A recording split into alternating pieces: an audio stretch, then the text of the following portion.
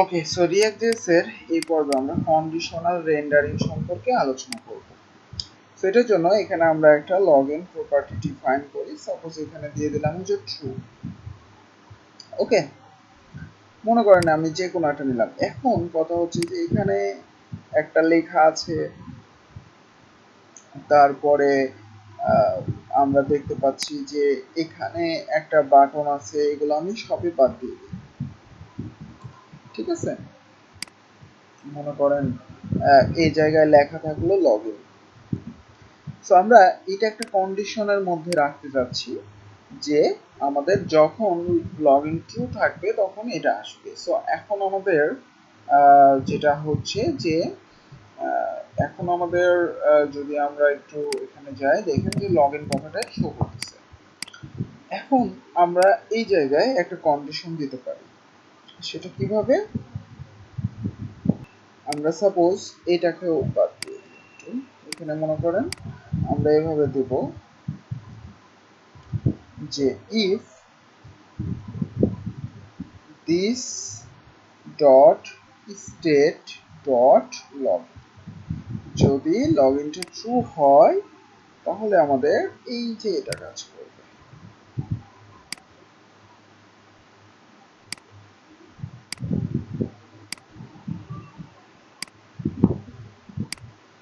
ওকে, otherwise else আমাদের মনে করেন আরেকটা আমরা এখানে নিই। সাপোজ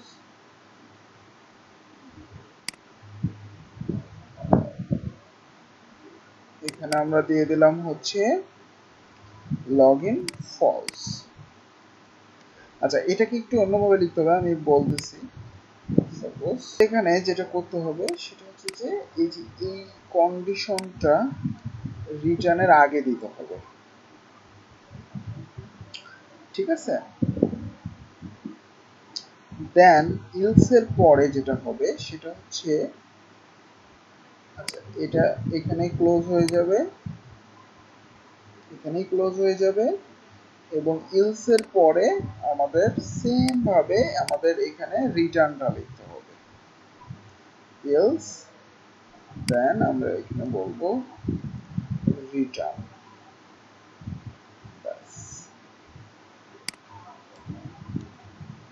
আমরা এভাবে কন্ডিশনটা সেট করতে পারি।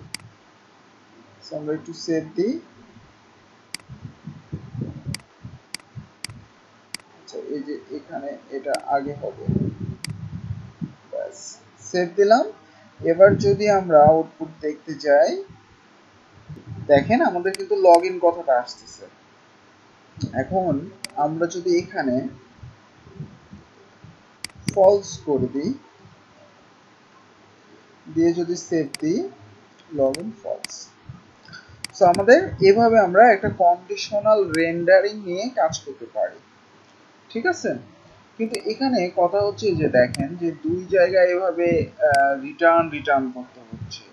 সো এই জন্য আমাদের আরো সহজ উপায় আছে, সেটা আমরা অবলম্বন করতে পারি। সো এটাকে আমরা যেভাবে করব সেটা হচ্ছে এভাবে করতে পারি, সোজা একটা নিয়ম। আমরা এখানে লিখব if this dot state dot login, যদি হয় তাহলে আমরা এখানে একটা লেট, সাপোজ মনে করেন মেসেজ নামের একটা ডিফাইন করলাম। এবার এই মেসেজের মধ্যে আমরা কোনো একটা কিছু মান দিয়ে দিচ্ছি, যে সাপোজ h1 লগইন এটা থাকবে, আদারওয়াইজ এলস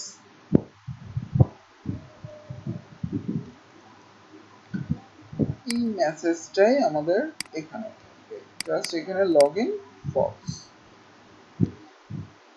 এখন কথা হচ্ছে যে এই মেসেজটাকে তাহলে আমরা শুধুমাত্র রিটার্ন করতে পারি, যেমন রিটার্ন ফ্রম কি মেসেজ। ঠিক আছে। সো সহজ উপায় হচ্ছে আমরা এভাবে ইউজ করতে পারি এটাকে। সো সেভ দিই। সো একটা কাজ করি, এখানে একটা div দিয়ে দিই। div এর মধ্যে এটা দিই।